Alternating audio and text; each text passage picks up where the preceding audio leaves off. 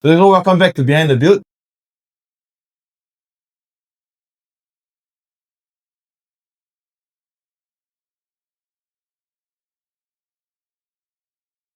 Today we have Amos here.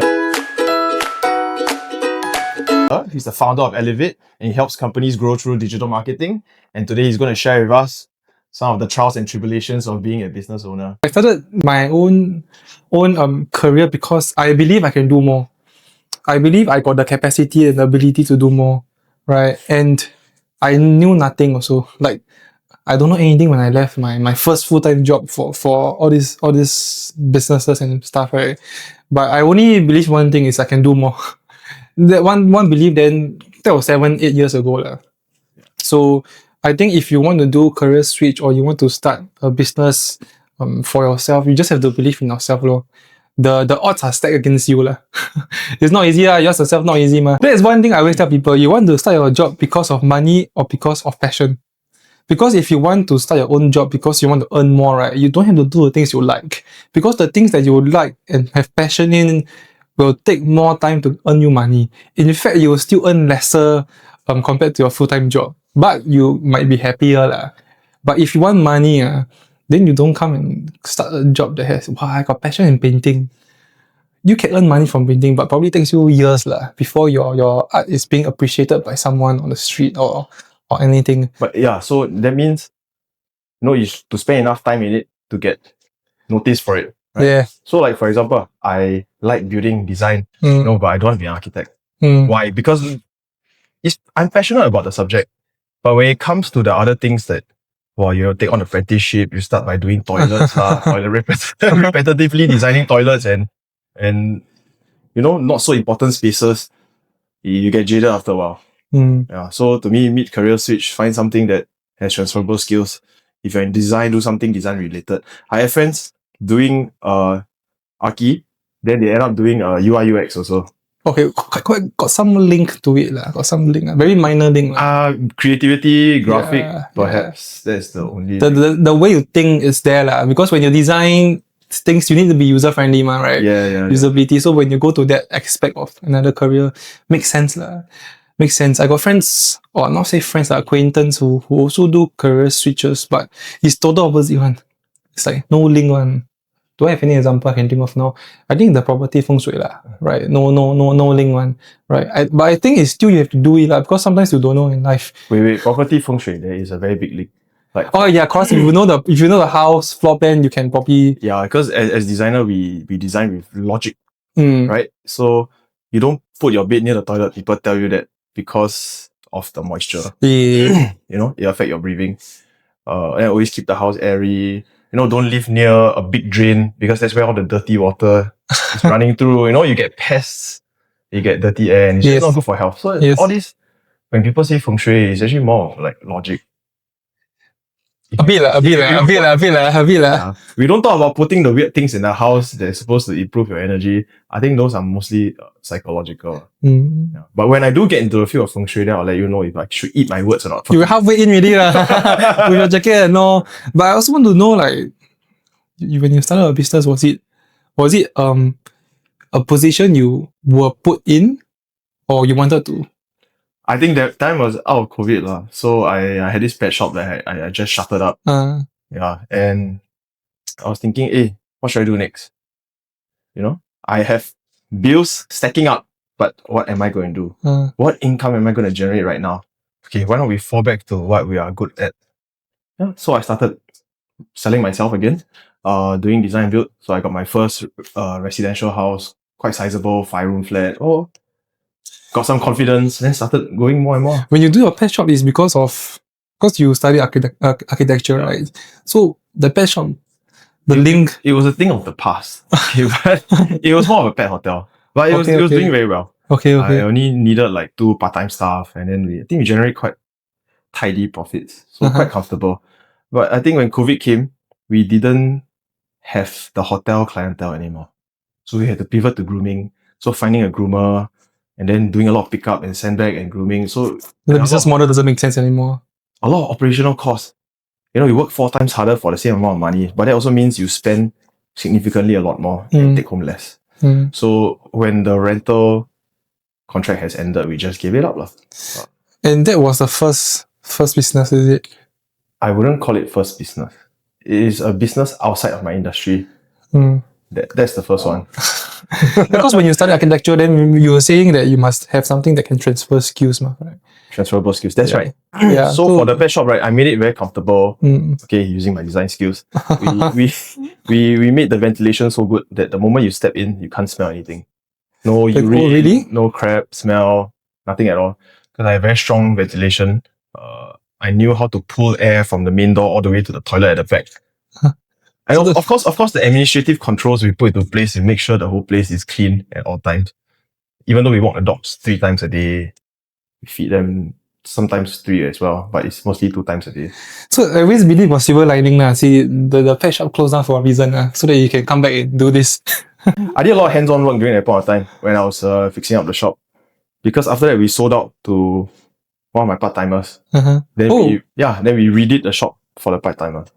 Oh, okay. So, then the one become a customer. Yes. In a sense. Yes. In a sense. With a lack of manpower, I also went to do the plastering, the painting, or securing all the gates to the kennel. Which gave you the hands-on that you needed to learn more, to experience more style. That's why a business owner different. When I was younger, I don't want to be part of the works. True. I don't want to be the one going down to physically carry cement back and all that. But through COVID, super humbling, but also very educational. So we understand I'm not sure if you have driven outside condos, then you see like pallets and pallets stacked on the grass. Those are usually like tiles and cement bags that the condo doesn't have a common area where they can store these. Dispose. So when we plan logistics for doing wet works, we have to understand that it's left outside. I need manpower to carry it up. When it's done, I need manpower to throw it away. So we have to plan all these things. For someone who has never been down to site, will never know. So I guess that's one of the benefits. Yeah, when I'm younger, I also don't want to do all these things. It's like I learned from someone, I heard from someone somewhere that the best money to be made are the things that no one want to do, the dirty work, right? Those are the ones that makes the most money. The ones that don't require you to do all this, there are money out there, but it's not so easy to earn. I think they're giving out some high pay, right, for trash collector. Really? I look at the garbage guys every day. They're so happy, man. Yeah, they look happy. Chinese New Year, the ang pao is mad. Entire neighborhood gives them ang pao, so it's a bit mad. I mean, if you talk about trash collecting, right? If you open a trash collection like company, you probably earn a lot also. But it's the works or you clean a drain or something. It's the works that that is dirty, right? That nobody wants to do. We live in a first world country, lah. So if if nothing is clean for one day, you're just gonna get a lot. Yeah, like aircon. Everybody needs to clean the aircon, right? The whole of Singapore who has a house needs to clean the aircon. But it's not you need to get hands dirty. It's not a beautiful kind of work where you sit behind a computer and do. That's why very little people open such businesses in Singapore. Those who open are they were the one cleaning afterwards, then they start one. There's this very famous story, the Chai Tiam maintenance. Have you heard that? Chai Tiam, I heard Chai Tiam. But what's the story? I don't know the exact story, man. But I know that fella used to just do normal cleaning. You mean the owner of Chai Tiam, is it? Yeah, contracts. Then I think over time he just all over the place is doing malls need, houses need, everything also need this kind of thing. So these are where the real money is. Yeah. People like Chai Tiam are a big inspiration to us. Have you spoken to the Chai Tiam boss before? No. One day we'll speak to the Chai Tiam boss. I got this issue when I was younger, people used to call me Bangla worker. Because you do a lot of the... Because I'm in this industry. Oh, well. Yeah. That's a very interesting... I admit it used to be very dejecting, but now I just ask them, hey, who's the worker Who's the worker now? So are you more on the former or the latter? Which one was the former? The former is the linear one. No. This one is a more possibility. So I'm more on we call it chaotic side. Right? You see, I also believe in having very fun work environments, right? Yeah. Motivated teams, right? If you're measuring everyone by a graph, right, and say, hey, we didn't break through this resistance this month, what are we going to do next month? And then everyone's going to be brain dead because you put them in a singular thought process, right? Like how to break that point. Right, and then I don't think you'll find anything. It's very tunnel vision. It's like you only focus on one thing, but there's 1,001 ways to do one thing. But then if you're a chaotic guy, right, you say, hey, this month what can we do to break 3 resistances of 3 different metrics? Then sometimes the answer is just one simple answer that works on all three. You know? Yeah, I tried that one. Yeah. It's not easy because why? Because as the leader, right, you always the one who why cannot? Everything is possible. Then there's the team they're working with, right? They will get lost. So I face this problem. I don't know if you face a problem or solutions to it. Them? I don't know. You don't know yet. That's asking you.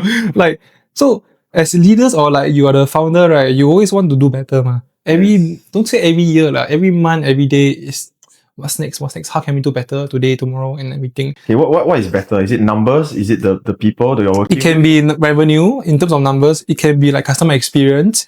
It can be like output efficiency. Everything to you is what's something you want to measure and also improve, ma. Like if you see your team is doing so much, but the deliverables are like, how can I reduce this or increase this? So that the firm either earns more or everybody's happier. Sometimes it can be so easy as tweaking interpersonal skills, or maybe even how your salespeople talk to clients, or how you do client service can improve all the metrics together. Yeah, but both hands lah. We want to improve, but the team also must see that why should we do that. So that's the problem I face. It's like you want to do so many things, right? But the vision, right? Our vision is like somewhere I don't know which floor. But the team's vision is always it is also partly because they are not shared a lot of things because like controlled information.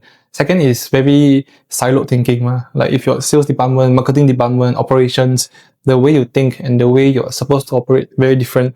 So as the leader, you see everything, and then you know what you want, which is like damn high. So when you want to communicate your expectations to individuals, right? How would you do it? Like I think for the expectations for each individual department, they have their own, I would call it KPI lah, of doing things. But you said you as a founder, when you put everyone together, there should be a common goal. You say, our goal this month is to increase revenue, customer satisfaction, customer retention. So right now, what are we not doing that is getting there? Then, we are doing this, we are doing this, we are doing this. Is there anything else we can do to improve? Can we be more friendly? Can we buy gifts? Those are very physical things. But what I'm saying, the intangible things, like can we give better customer service? Then of course they will tell you, boss, we did our best already. But you yourself, you will never be able to do your best. So it's always improving. So it's more of not demoralizing them, but always tell them that it's room for improvement. Yeah. Sounds very demoralizing. Give them some suggestions on how to take different energy into their work. I think that would be easier. They'll do like they'll hang out as a team often, like after work go drink or I would like to say I'm very fun right? I like to say I'm very fun very dynamic Work is not just sit down on a computer. A lot of it is in my life. We do preparation work, we do meet a client, we do prospecting. We go and scout the location that they are looking at, we get research on their business. So it's very dynamic. I know the stark difference between me and you. I get to outsource my work.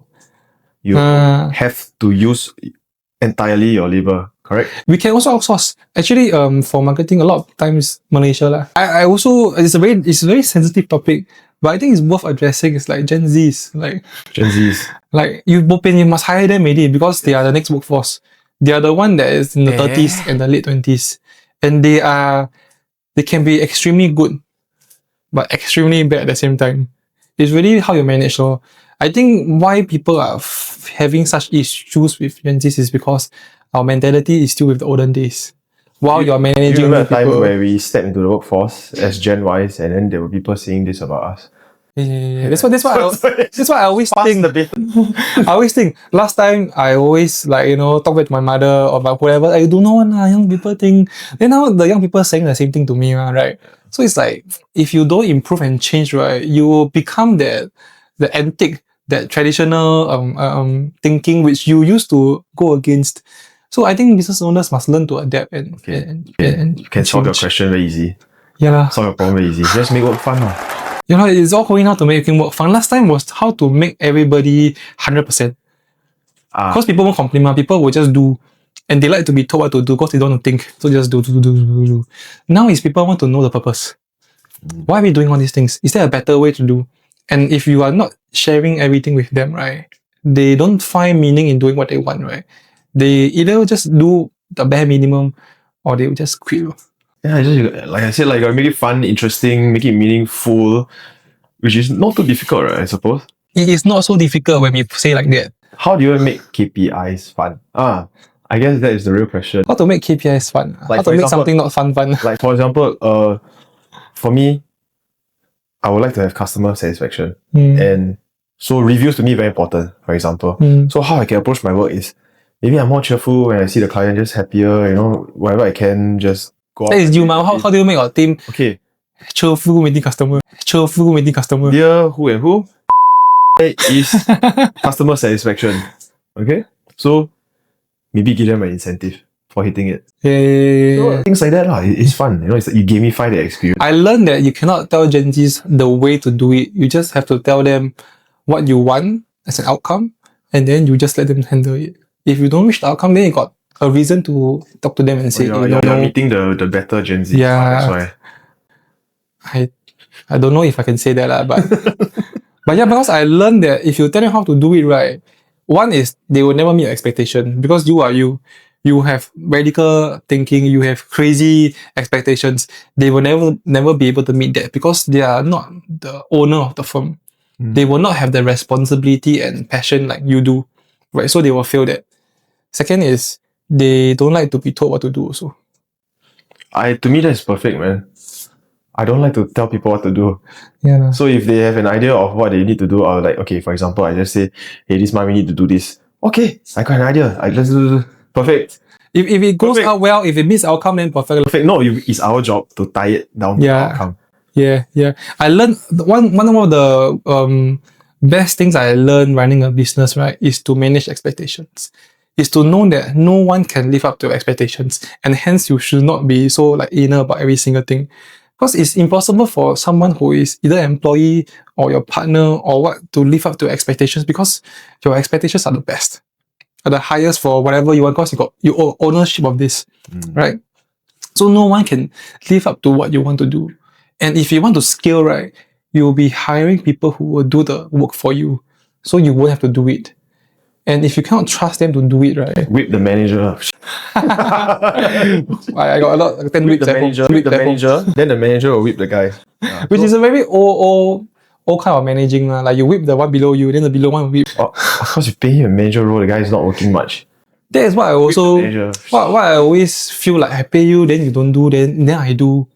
But if I always have that mentality, right, I can never scale out the business. Because you never come out before the manager bring your staff all go and sleep. That's why. When you say go and sleep, is go and rest. Rest and no. So but maybe the manager. Maybe is they want to, very tired already, everybody OT, then you sleep 1 hour. No, boss not in today, don't worry, not coming. Everyone just go and that's a different thing. That's a different thing. So you never come out before. Actually, so always whip the manager. Actually, if my manager does that, I would be a bit happy. I'll go ask the manager first, why you bring everybody go sleep? Because the manager might have good intentions that we don't see because he's in the operations, then maybe they can see that the team was so tired. Since the boss not around, let me make the executive decision. That means something is wrong already. So I like it when people do things for the better with good intention, and then what he did was he analyzed the situation. Boss not around, team is tired. But if you tell me because he's tired, he wants everybody to sleep with him, then it's wrong. No, because for example, if you give a schedule, actually your manager should be the one telling you, hey, the guys are tired. Yeah, true. He should have asked you first. So if he doesn't have the kind of connection, right, it's the whip. It's a whip. You give him the whip. But like you said, having some initiative is good. That means you take care of your team. Yeah. But it has to be a two-way street, right? You have to take care of whoever's taking care of you as well. That's the hardest trait to find, I would say. People who have the people skills to know what is good, what is wrong, and have the initiative to do something that is for the better good. So now we have a policy at my company, like any benefits we get, right, from any of the staff, we try and share it. So this came from the story with the middle management as well. So when we were given this project in Cantonment, I think we were supposed to tear down 2 levels of offices. So as you know, scrap metal, there's value, right? Yeah. So the first thing that they did during demolition is just strip everything, all the wires, all the steel frames, aluminium. Then they went to go and sell it. and then they like split amongst themselves, the middle manager and my staff. Okay. And nothing was reported at all. And instead of doing the work they were supposed to do, their first priority was to strip everything. And then to sell it. Yeah, to sell it, and then they benefited amongst themselves. So these are the kind of things that are go sleep. These are the more serious go sleep things. Yeah, and then you whip them, and then they start pointing each other. Then they end up pointing at the manager. Then the manager, oh no, I'm not part of it. Then you just, it becomes like a hidden rebellion. And then what are you going to do? Whip everyone? You can't. Yeah. So you just come up with a new policy. Yeah. I also face a lot of such problems, but then I always ask myself, like, this culture, this thing happen because I allowed it to. Yeah. Indirectly. Right? No matter what happened in the firm or a company, you allow it to. Might not be because you said yes, but the actions or the treatment to the managers, right, that cause them to feel it's okay to do that. I always feel that if people trust you and want to work with you, I won't say the word for you, with you, they won't do that. They won't do that. But there will still be people like that. There will still be people who take advantage because it's a very selfish world. It's a dog eat dog world. But if they felt it was okay, right? Why would they feel guilty? They felt it was okay because they had this relationship, let's say with me, and then they felt like, okay, this owner, I don't care about me, man. I do things he also don't know. No, I was just gonna do it. He also never go and, check in on me and stuff like that. I was just gonna do it. So I would say that all our actions will lead to them feeling justified to do it. Maybe because they don't feel connected with the company. Maybe because they don't feel like the company cares about them. Things like that. I always tell business owners that anything that happened in the firm is because you allowed it to. Okay, wait. So when we called this guy out, right? He came into office, and then we asked him, who instructed you to do this thing? This is the manager or? This is the manager. The middle manager. Who instructed you to do this for the team? Then he started kneeling down and begging and saying, no, I sumpah, I'm a brother. I cannot reveal the name of the one who told me to do this and all that. Then we're like, if you felt it was okay, then why are you so guilty? So to us, it's an open display that this fella knows that he's doing something wrong. This kind of people, depends. Do you give him a second chance? Second chance given, but his retirement came, I think, a year later. Yeah, I think second chances are very important. Sometimes people, like I shared, his work performance went up after you forgive him. After the second chance. Yeah, and then after that, we didn't require his services anymore. Yeah, because everybody screws up, even me and you, where we all screw up. We just need to give second chance. Of course, worthy of not is another thing. Some people are just not worth a second chance, but most are. Yeah, but if the content that was done is too severe or done out of ill intentions, I feel that second chances shouldn't be given. If it's an honest mistake, then sure, 2-3 chances, why not? This fella is out of ill intentions. Yeah. It is very difficult as an owner because sometimes you have to make the correct decision that benefits the company, but at the same time might not benefit everybody. In this case, you sometimes have to let go of someone to make an example of everybody. Right? And not because we want to let go, but because you did something that is shows that you're not honest, no integrity. Right? And you don't want, if you allow him to stay, then sometimes the rest will the boss so lenient. Maybe I screw up, never mind. Yeah, but those we also experience that some of the staff leave with him as well. So it happens. So they have a stronger bond with him. Yes. Than with us. Yeah. So can I say trust misplaced? With the middle manager? Yeah. It might be one-sided trust. Yeah. Like we hire people, we always want them to think that, I trust you, that's why I hire you to be a middle manager. To manage things that I don't see and to execute the day-to-day. I trust you, but do they trust us back? It's something that we have to think of. Right. So it's not easy managing people. It's one of the hardest things to do. I have project managers who come and tell me that managing the client scold you, right? Scold her. And then she feel like, the client shouldn't scold me. I don't want to work with this client anymore. Then in my eyes, it's like, you have to go and then like defuse a bomb lah. Why they scold you? Might not be scolding you, might be the situation. You know, as project manager, your job is to liaise with the client, with the team, and then make everything go smoothly. Correct? But then to them is, oh, hey, she scold me. No, I don't think she's right. I don't want to do her job anymore. I think scolding is the most lenient thing that you can ever receive is a scolding. Yeah, that's and generally, maybe it's not even scolding, maybe it's a confrontation of mismatch expectations. Because all on text, the way you interpret the language, the tone is also self-interpreted, right? So tell her to, that's the best one, right? Improve your service, get on the phone. But it's not so easy. Right? People are different, right? To us, it's like, hey, why is this thing so slow? I call, hey, boss, why taking so long? Oh, okay. Can you get this done tomorrow? Can. But for some people, it's like, oh, he never replied my text. That was like 5 days ago. Then you never call him.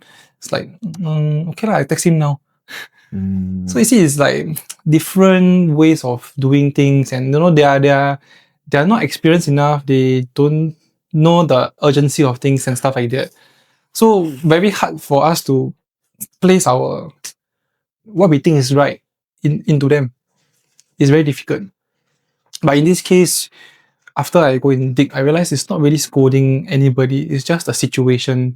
My clients angry is like you said, kena scolding is the best thing ever. Yeah, it's the most lenient. They're upfront with you what they don't like, and then you get to come up with something, service recovery.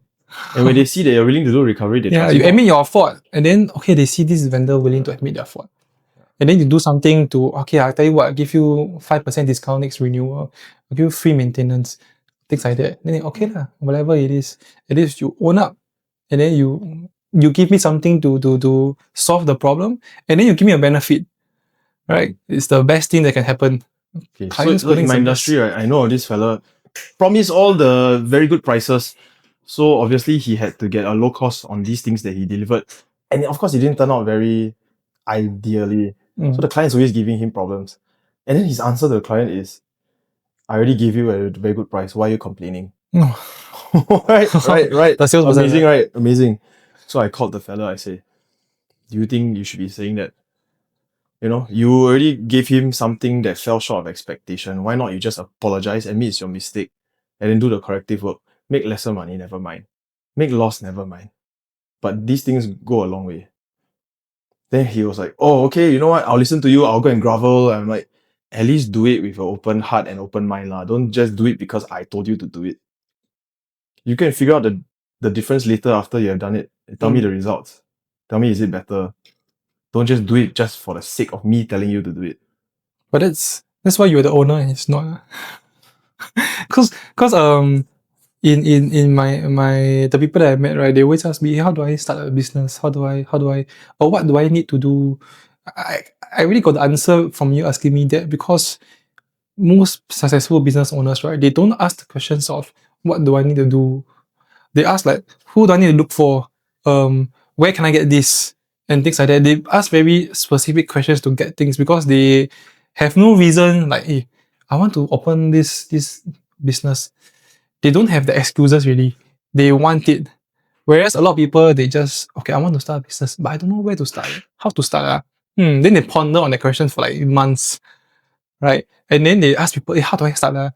People give them the answer that they already know inside, but it's too effortful. Then they choose to not hear, and then they start to think, I haven't figured out my business name yet. So what are these businesses that these people come to you and ask you about? Honestly, they don't even know what they want to do. They just want to start a business, right? And it takes months, you know. And the best thing is they know what they want to do already. But they tell themselves, not perfect. I don't think this one, I need to spend some time to perfect this thing first, right? And again, a few months later, come back, same thing, right? I think this thing, right, not good enough. You see the market got this one already. Mine is like 30% of whatever they have. I think cannot. Let me just go and change. Maybe my logo need to change. Maybe my website need to change. Right. It takes them years later. Come back. Same thing. Oh, I want to quit my job. It goes to show that they are not ready at all. They are not. Might be they're not ready, but I feel like they are always ready, just that they know what it needs to do, right? What it takes, right, to go to the thing they want, the next step. and it scares them. So they do all this busy thing to make them feel productive. Change the logo. Change logo. Change your branding. Color. Change the logo. I need some I don't know, baby sky, navy blue. Change my name card. Yeah, they change all these things, right? But they never give out a single name card. They spend all the time doing all this, right? But they just never did the most important thing, which is selling. Yes. Right. Selling happens every day, right? Right. Selling to a client, selling to if you meet a beautiful girl, you want to get her to be your girlfriend, you are selling yourself to her also, right? All these are selling. And they do all the things in the back, but they never pitch the idea to someone. They never try to, hey, I got this idea. What do you think? Would you buy? No, why? Okay, then I come back to you. Will you buy? They're missing that initiative, that drive. This quote that I live by is, if you want it hard enough, you have it. You know, in the entire list of business problems, right, that is not even considered one. That is like pre-business problem. Yeah. It's not even, there are so many more problems to tackle in the future. If you can't even get that right, then you're... Yeah, every day is a problem. I wake up, the phone got like don't know how many messages. It's like, the problems is not easy to face. Your client chasing you for stuff, client asking you to do things that is not in the scope, client scolding you, your team asking you stuff that is you tasked them last week or even last month. Every day is constant problem solving. And if you can't even solve the problem of what you want to do, then I think very hard for you to start a business. So what's the message you will give to them now? I tell them, why you want to start a business? Then I ask him to do two things. You want for passion or for money? Oh, I'm passion. If you want for passion, then don't start. Because you're clearly not ready to do anything, right? Because people always think you start a business, you have financial freedom is one thing. You have the freedom to do anything you want anytime. Right? Oh, I don't work for anybody, I'm for myself. I tell you, in this whole world, right, you only work for two kinds of people. Your boss or the client. And one of them, right, respects your 9 to 5. By law, they must respect the 9 to 5. The other one, right, don't care about your 9 to 5. If they 12 a.m. text you, right, then you 12 a.m. have to reply them. If they 5 a.m. call you for something, right, then you 5 a.m. have to pick up. Right? You have no more like mental health day. Mental health day. If you are a business owner, you can have but it's at your own expense, right? Yes. Whenever you rest, whatever you choose not to reply, whenever you don't do something, is at your expense. And then you slowly realize that this life is so much tougher and harder than working for somebody, which can still give you more or the same pay, that you're earning. I guess if you want a mediocre kind of business, you can do it at your own pace. But you don't get the money. Yeah, you don't get the money and lesser satisfaction, lesser transactions. If you want to do things great, just do it at speed. Just be faster than everyone else. Be even faster than your client. And that goes the freedom to do anything you want, because you have to stay ahead of everybody, your competitors and your client, and sometimes even yourself. You have to be miles ahead. And if you cannot achieve that, then you don't start a business. I always tell people, if you want for passion, don't start, because you will die before your passion even goes, even skills, because you will soon run out of money.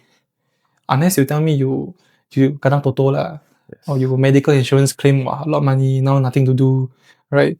If not, your savings will deplete. Then you run out of your passion after that. Then you start to panic. Then you start to do things that is not your passion in the first place. You start to pivot your business model, start to take in small clients with high expectations. Then you burn out. Then you realize that, business very tiring.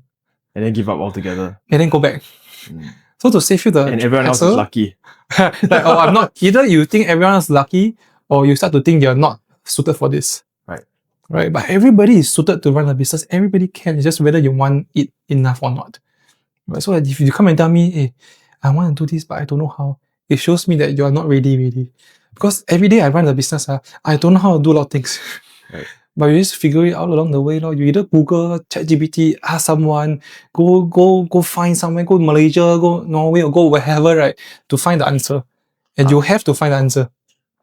So these fellas, their main problem is being ignorant. And don't even trying to figure out what they don't know, or the skills required to even kickstart something or even solve problems. So ignorance. They forget, or rather they don't know that the first step to being a business owner is to solve problems.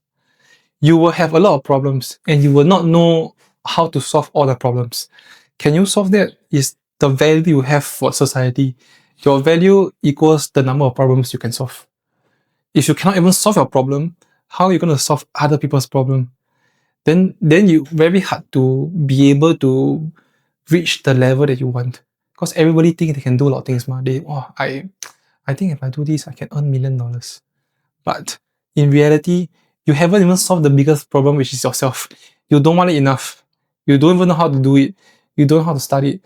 I can give you all the answers to everything that you have, but end of the day, how many of those answers go here? So you have a lot of these people that you've spoken to.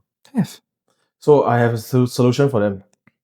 We can put them all together and do a problem podcast. Then they just grovel about their problems and live stream. and then let us the listeners solve their problems. Solve their problems. Yeah. The thing is, you give an answer, right? They also won't solve it. Yeah, but it's entertaining at least, right? Yeah, because it's not the answer they want.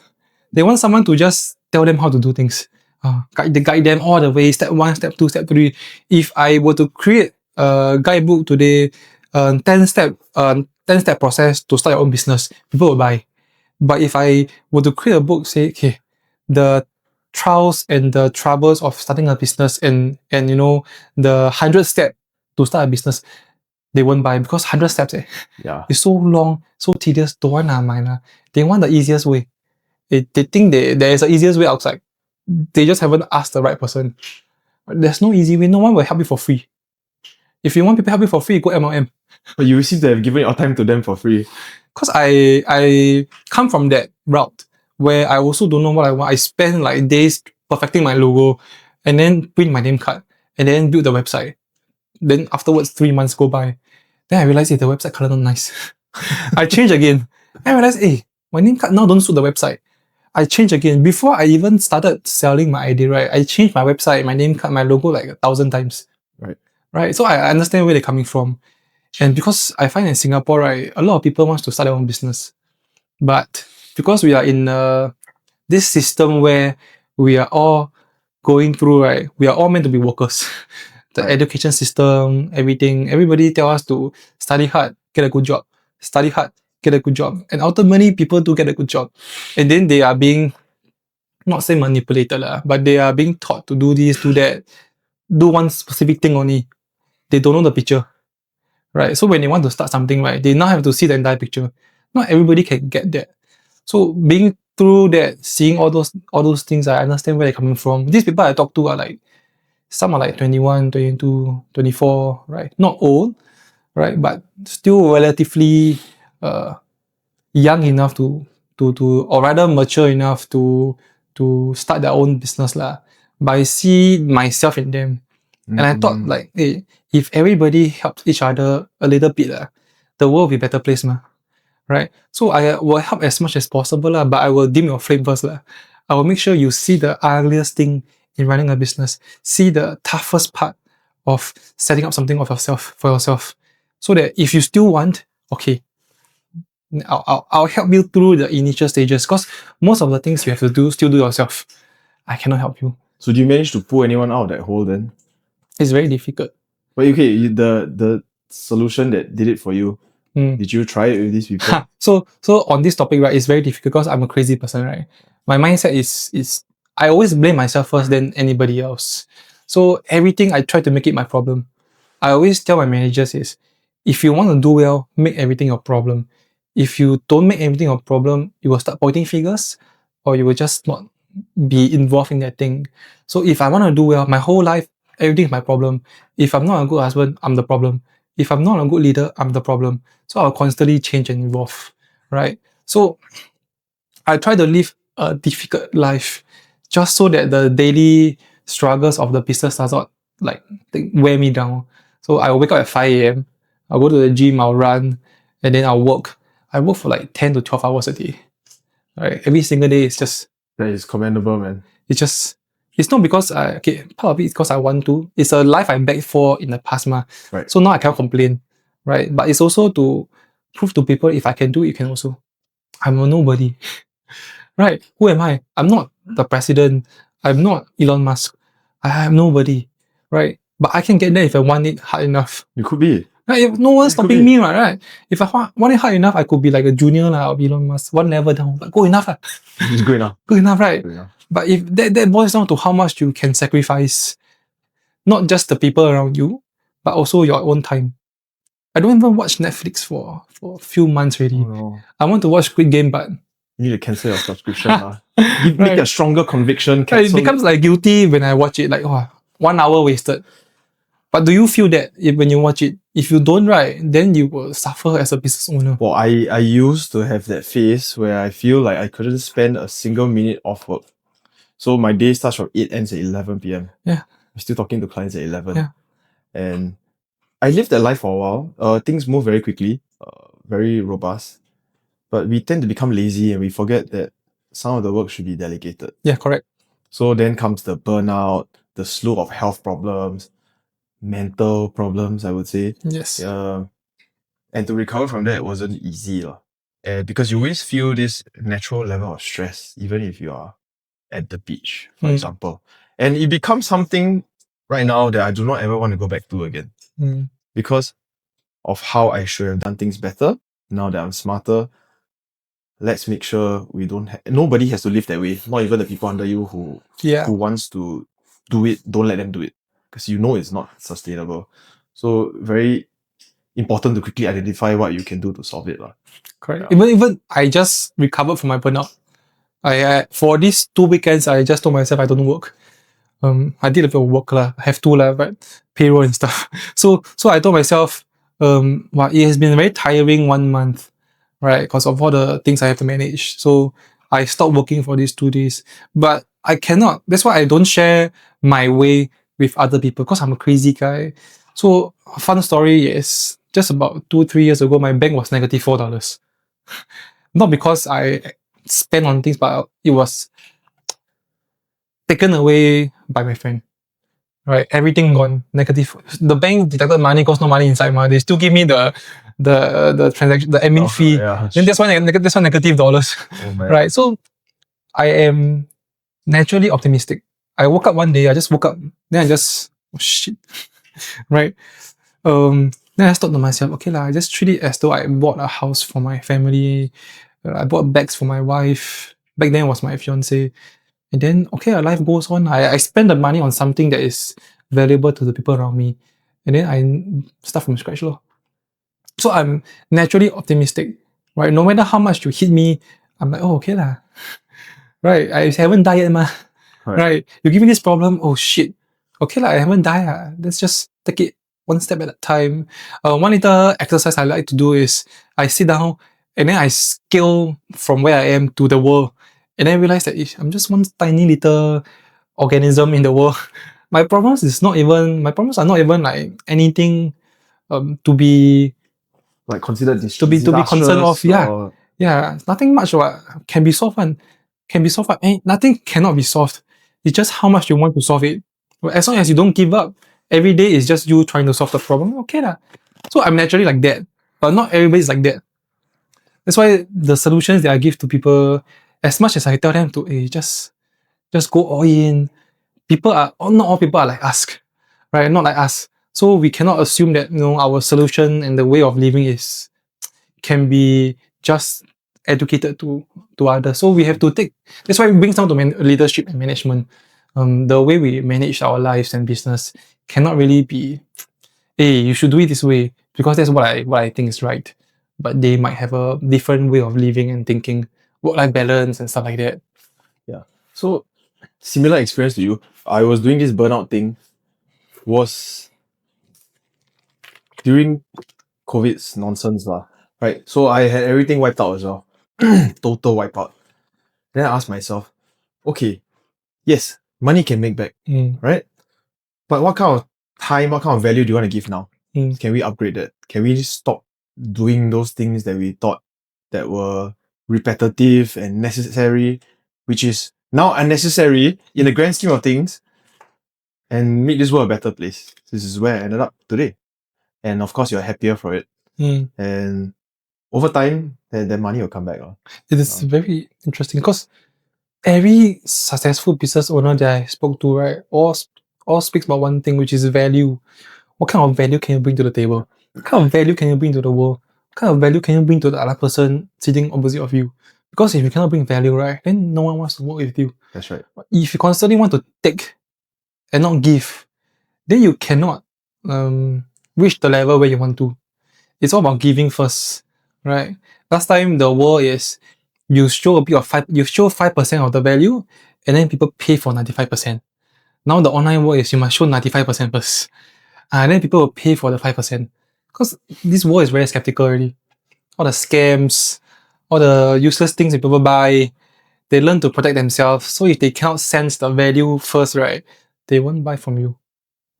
They won't buy I've from you. been teaching people how to build things, but they will not pay me for it. How? But sooner or later they will. When they reach something, it's investment. Investment, right?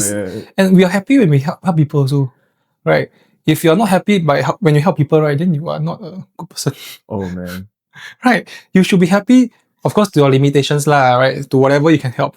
If people come to you for help, right, it's a good sign already. You know why? Because they see you're valuable. Correct. Right? They see that, hey, Gavin knows something that I don't know. Yeah. Maybe I can ask him for help. And it's a very commendable thing because someone asks you for help. Yes. The one of the goals I want to reach is that, hey, I know this guy called Amos. You know Amos? Yes. Oh my god, I want his. You know? Then you'll be famous, Amos. I already am. I got so many chains of. No, but that is a very good sign that people sees. Of course, there's two sides to that coin. People can just be making use of you. Yes. Right? They see you're weak. They want to climb. But I choose to see the better side. That you got something, a skill set or knowledge that people don't have and they need your help. Right? If you multiply that by thousands and millions, right, your value increases. Actually, it doesn't matter if they pay you a lot for your help or pay you lesser. It's still people appreciating you for your help. And like you said, in the first place when they came to you, that already shows that they look up to you. And you have information that they will think is beneficial for them to carry on in their life journey. That in itself is fulfilling. So then again, we have to give that message out, right? People have to know us. And so you as a marketing expert, we need to ask you, how do we propagate our value to this world so that people know us? More people know of our value and will come to us for help. I think the first step, before you even talk about marketing and all, is sincerity and being genuine. A lot of content that are fake, right? People know, you scroll TikTok, you scroll Instagram, right? People connect with people or content that are more genuine. They see a face to it. They see you talking to the camera. They see you advocating what you believe in. And you know, with consistency, people buy into it. There is always, to go viral or to have people like you for what you do, right, is to go to the extreme. You will have people who don't like you. And you also have people who like you. But if you're very generic, right, and try to appease to everybody, right, then no one will like you. No one will want to follow you because they cannot relate to what you're feeling. You need to go to the extreme. So, Gary, if you're a crazy person, right, just be crazy. If you believe in one thing, if you believe in communism, right, then you preach that. For example, preach that wow mentality, because there will be people who love you for it. And those are the people you want to surround yourself with in your business. And then there are the haters. Let them hate. People will hate you even if you don't say anything. Right? If you become millionaire or billionaire tomorrow, people will hate you automatically. Once you do something, this guy did something bad. He stole money from someone. You drive a normal car, right? This guy never drives EV. He killing our world, you know. So once you do something, people hate you really because they're jealous. That's the world. People are jealous of people's success, right? So if you want to go viral, you can't be saying things that are very generic. You must go and be genuine about yourself. Ask yourself, what do you represent? What do you believe in? And then just be that.